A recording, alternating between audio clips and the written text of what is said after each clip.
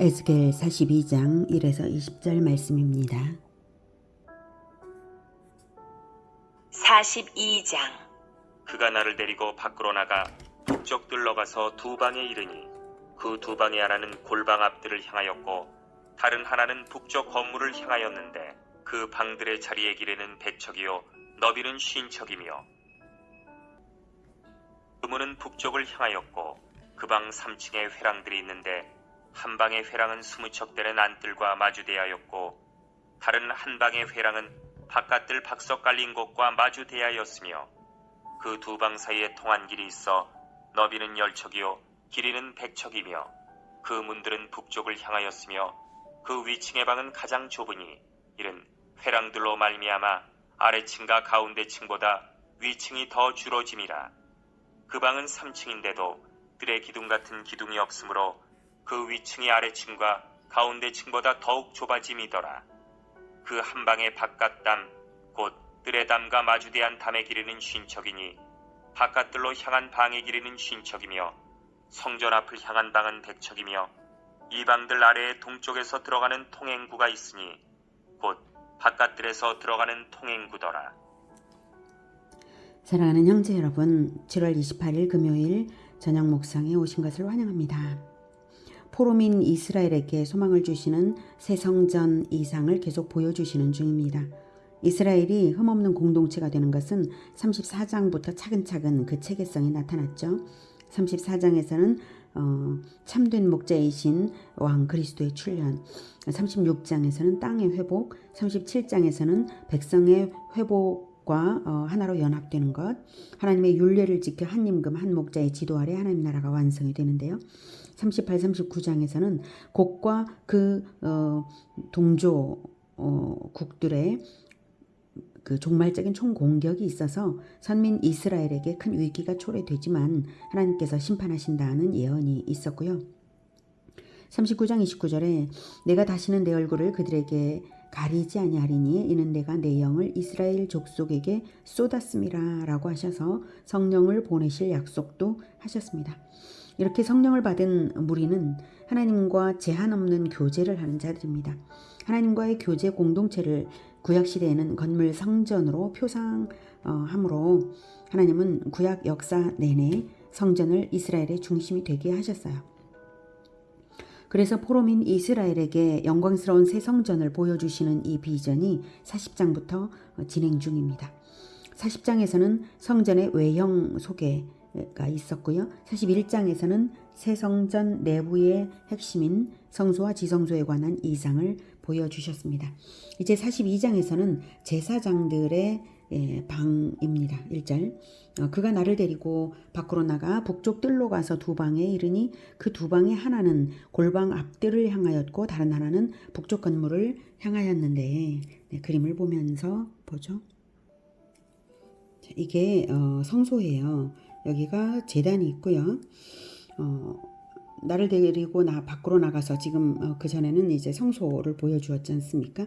이제 밖으로 나갔다는 것은 이렇게 나간 거예요. 여기 통로가 있죠. 북쪽 통로로 이렇게 나간 겁니다. 조금 더 키워보죠. 이렇게 해서 이쪽으로 나갔습니다. 나가서 두 방에 이르렀어요. 이 방, 두 개의 방, 양쪽 방을 말하는 것입니다.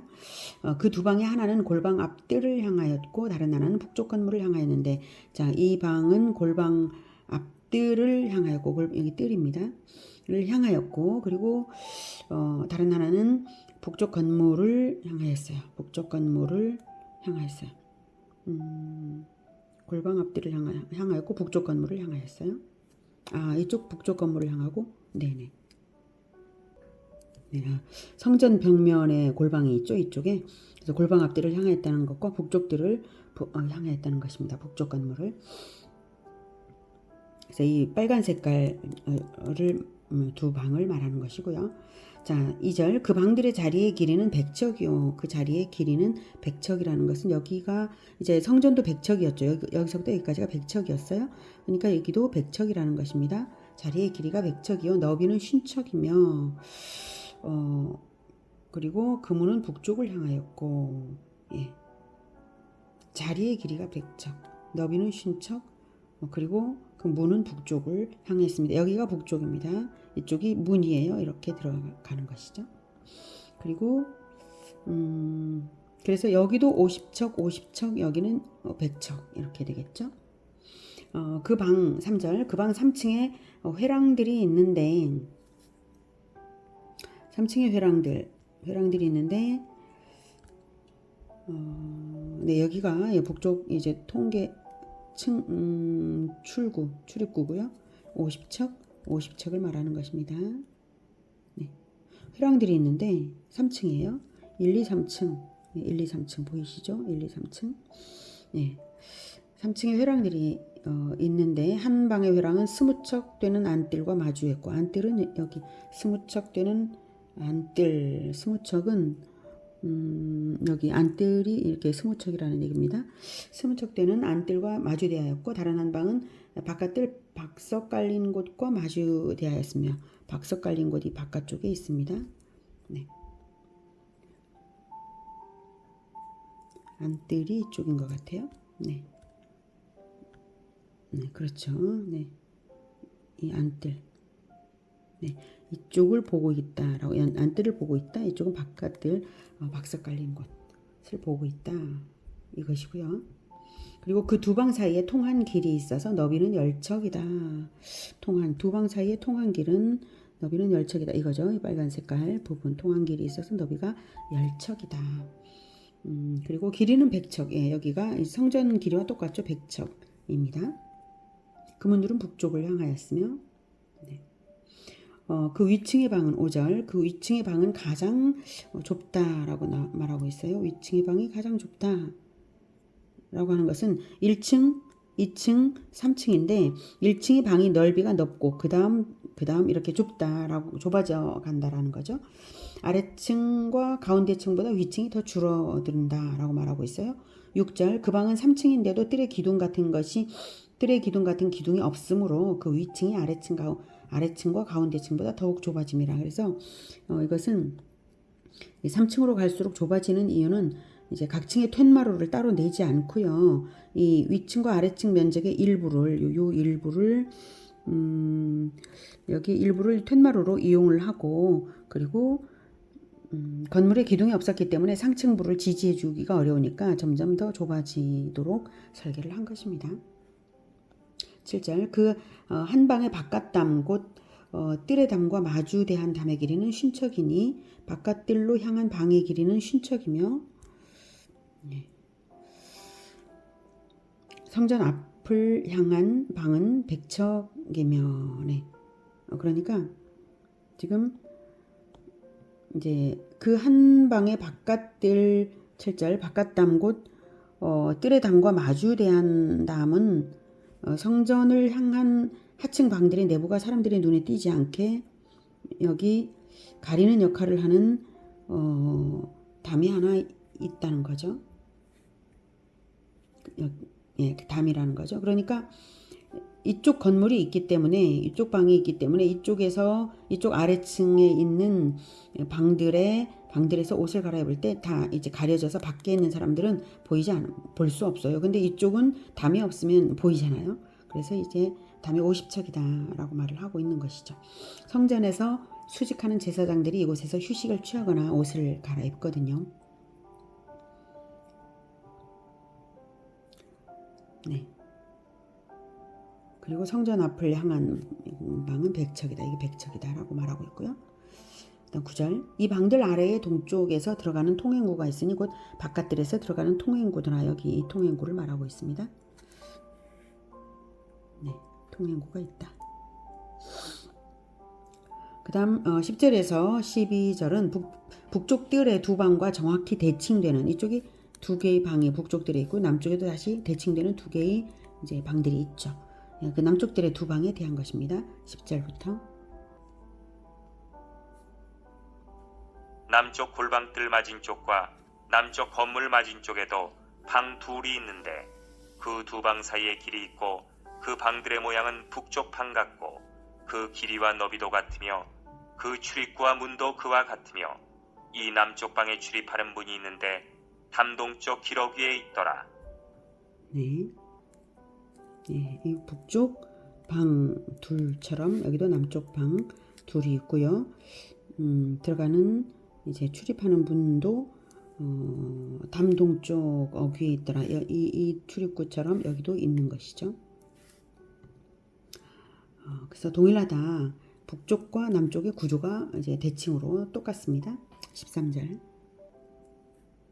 그가 내게 이르되 좌우 골방들아 곧 북쪽과 남쪽에 있는 방들은 거룩한 방이라. 여호와를 가까이 하는 제사장들이 지성물을 거기에서 먹을 것이며 지성물 곧 소제와 속죄제와 속건제의 제물을 거기 둘 것이니 이는 거룩한 곳이라. 네, 이 방들의 사용 목적은 제사장들이 지성물을 거기에서 먹을 것이며 지성물 곧 소제와 속죄제와 속건제의 제물을 거기 둘 것이므로 거룩한 방임을 알리고 있습니다. 지성물은 소제, 속죄제, 속건제 제물들을 지성물이라고 합니다. 진설병도 지성물이고요. 네.